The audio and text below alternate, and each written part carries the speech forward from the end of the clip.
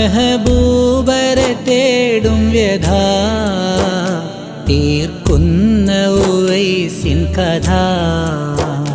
മെഹബൂബരെ തേടും വ്യഥ തീർക്കുന്ന ഉവൈസിൻ കഥ.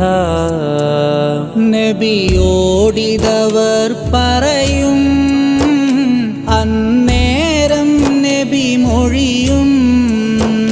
നബിയോടിതവർ പറയും അന്നേരം നബി മൊഴിയും. ഉവൈസന്നിൽ ചേരും സ്വർഗത്തിൽ കൂട്ടാകും.